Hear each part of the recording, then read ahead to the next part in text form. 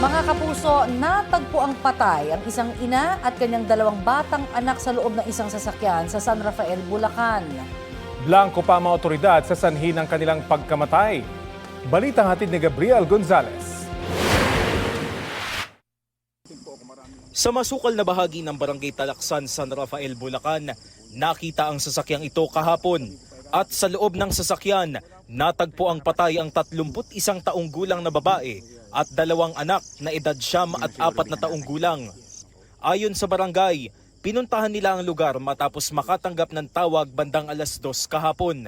Pagdating ko po dito, dito marami na pong tao at marami na pong mga pulis. Nung dumating piso ko, makita po sa taas, nag-traffic na po kasi kami sa taas. Kagabi, nagsagawa ng case conference ang pulisya sa San Rafael Municipal Police Station para sa kanilang investigasyon. Inimbitahan ng mga kaanak ng mga biktima. Wala pang inilalabas sa pahayag ang pulisya patungkol sa insidente habang gumugulong ang investigasyon. Ayon naman sa kaanak ng mga biktima na hindi na humarap sa kamera, iuuwi sa kanilang bahay sa Angat, Bulacan ang labi ng mga biktima.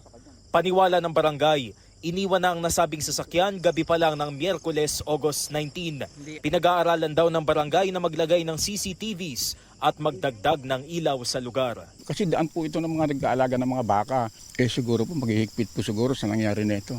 Kasi para hindi na po siguro maulit yung ganitong nangyari kahapon. Gabriel Gonzalez, nagbabalita para sa GMA News.